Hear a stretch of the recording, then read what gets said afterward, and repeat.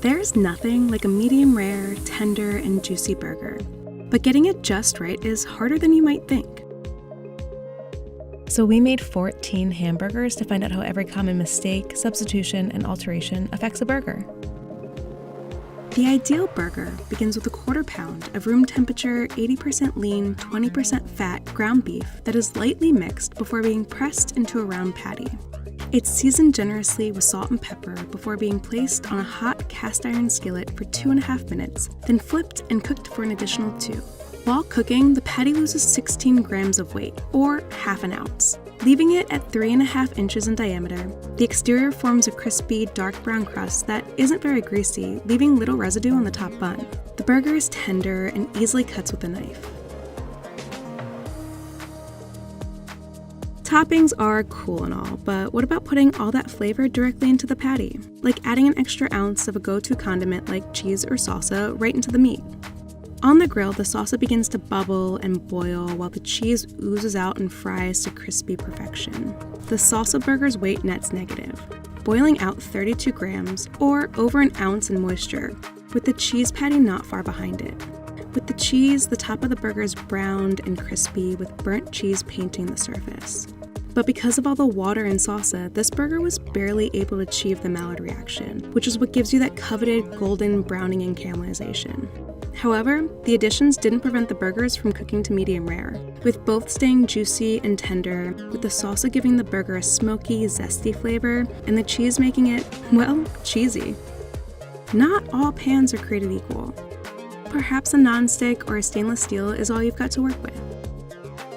In a nonstick, the burger shrinks over 4 grams more than in both a cast iron and a stainless steel, and both burgers struggle to get even browning.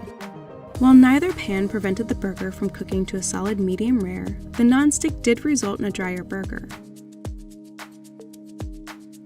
Feeling a bit indulgent? Adding extra fat like an egg or an ounce of sour cream to your burger mix is one way to pack in flavor. On the grill, the sour cream forms a dark crust on the burger, whereas the moisture in the eggs immediately begins to sizzle. With the addition of the egg, the burger loses about the same amount of weight as the original, and leaves the patty with an even crust around the edges, whereas the sour cream leaves it looking, but not tasting, burnt. When left to cook for 2 minutes on each side, both burgers overcook slightly, and are on the drier side, with the egg adding a meatier texture closer to meatloaf. The extra fat in the sour cream, however, really pulls its weight, leaving the burger rich and decadent with a slight tang. Smash burgers more your jam?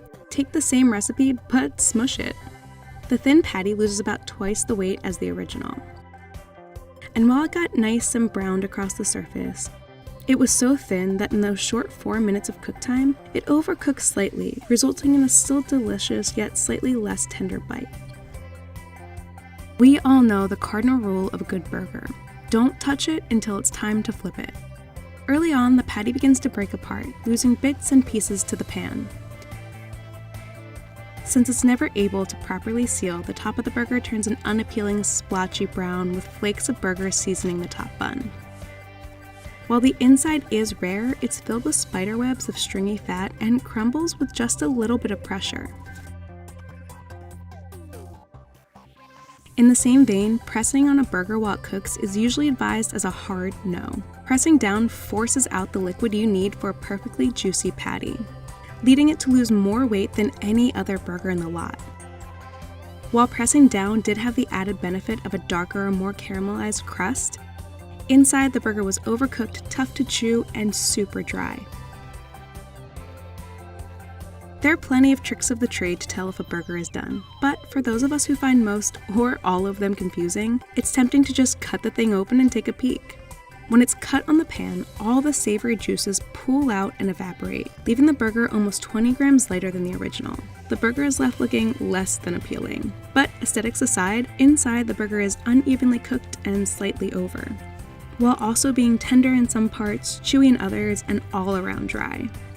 Believe it or not, ground beef is pretty finicky. A light mix is all it needs. Keep going and raw meat loses any definition and turns an unappealing grayish pink. On the skillet, the patty begins to shrink quickly, resulting in the tallest patty of the lot, complete with a visible dome. Inside, the meat is gray with fatty strings that look like string cheese. It's dry, leaving the meat so tough and rubbery it's like munching on a rubber band. If you're looking for a healthier burger, you can trade the 80-20 ground beef for something with a lower fat content. With less fat to render out while cooking, there's far less moisture to help form that coveted golden crust on the surface. And without it, the burger spills the remaining liquid from all sides. After cooking for 2 minutes on each side, the burger is pink and rare inside. But without the extra fat, it's dry like overcooked steak, much chewier than its counterpart. And while it is still tasty, there's just far less flavor overall. You seasoned your patties and then you got distracted for a while. No big deal, right? When the salt hits the meat, it begins to draw moisture to the surface, which hits your hot pan, becomes steam, and is reabsorbed back into the patty. When the burger is seasoned too early, a pool of juices form on the surface, evaporating in the hot pan before the burger has time to absorb them, releasing all that flavor into the ether. Because of the added liquid on the pan, a crust never properly forms. Inside, the burger is juicy, but far less so than the original. And without that extra moisture and browning, the meat is tasteless in comparison. Ideally, you let your meat hit room temperature before cooking, but you forgot to take it out of the fridge and you're hungry now. The patty drops over 20 grams more weight than the original, though in diameter remains almost a full centimeter larger. Inside, the meat is a bit tough with strings of unrendered fat throughout, and while the patty is technically rare, the coloring throughout is much less consistent. It's super dry and falls apart easily with the slightest pressure. So if you're trying to experiment your way into the ideal hamburger, there's a lot you could screw up along the way. But with some happy mistakes, alterations, or substitutions, you might just find your perfect patty.